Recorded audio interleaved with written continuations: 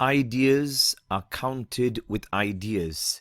Welcome to article number 28 from the book Zukhruf al Qawl, Beautified Poisonous Speech by Shaykh Abdullah al Ujairi and Fahd al Ajlan.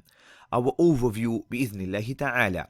So in article number 28, which states that ideas, ideologies should be counted with ideas and ideologies, it means that if one puts forward an idea, ideology, etc., then let it be debated, let it be argued over, provide your proofs, and let the truth stand out and let the truth prevail.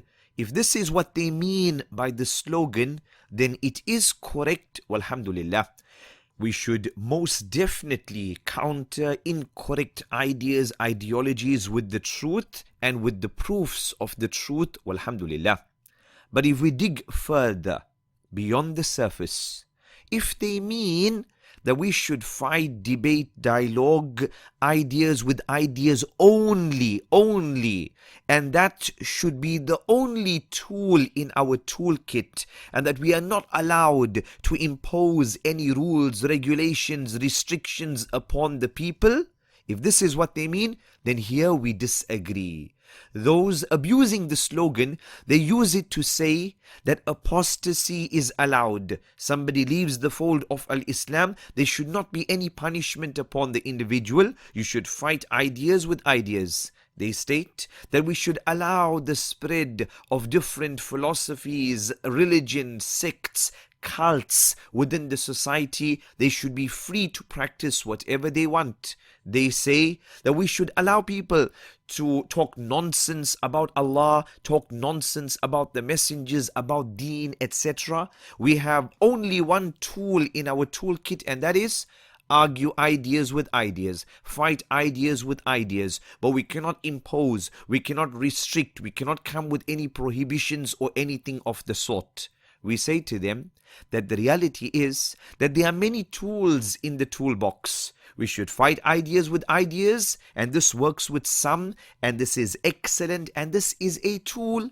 And there are also other tools, the tool of restriction, prohibition with regards to certain matters, and this also works well with some. We also say to the liberals and the secularists that your statement, fight ideas with ideas, that if one scratches beyond the surface, then we find what is the reality. The reality is what is agitating you, what is irritating you, is that why the Sharia deserves to have the right of restriction and prohibition. This is your issue. It's not so much conviction in fighting ideas with ideas, but rather your problem is, why does the Sharia have the right of restriction and prohibition? Allahumma musta'an. They also state that kullu mamnu' marghub, that every prohibition is thus desired. So they say by prohibiting and restricting certain ideas or acts, they say that people will only desire these ideas and these acts more.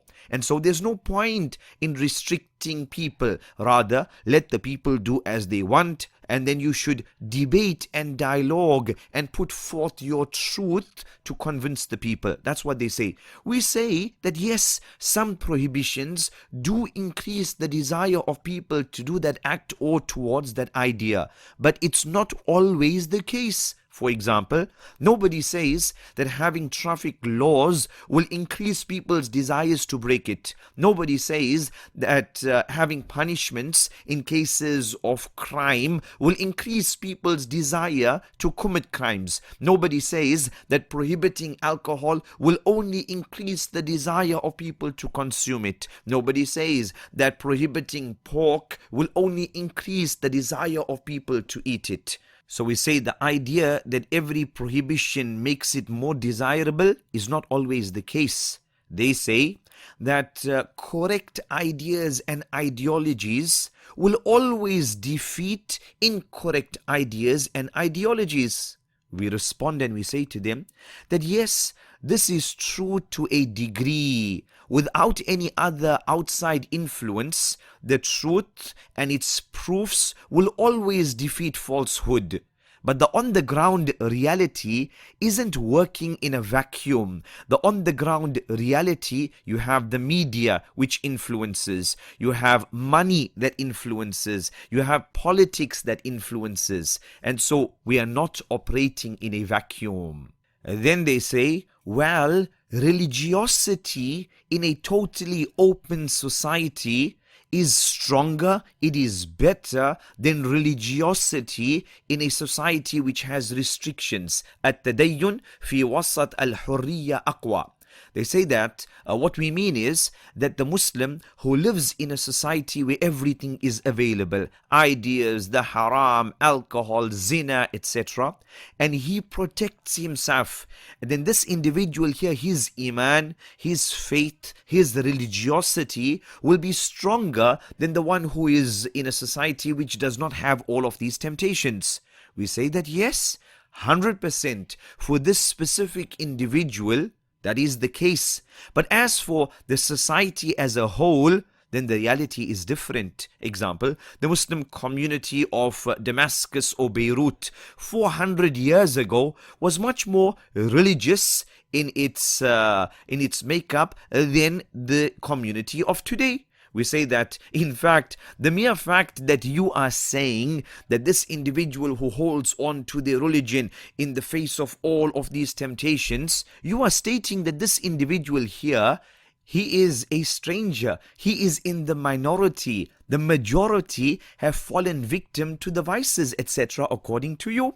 Most people are not like him. He is the minority. Allahu musta'an. We say to the liberal, does an intelligent parent throw their kid into the ocean of vices and fitna and fasad and say to the kid, well, I am training you to have strong iman? Does anyone do this? Do we say that the application of Islam will decrease people's religiosity and not applying Islam and implementing Islam will increase people's religiosity? Ajib. We say to them that the Shariah has come with Amr bil Ma'ruf and Nahy anil Munkar, that it wants to promote good and prevent evil. Walhamdulillahi Rabbil Alameen.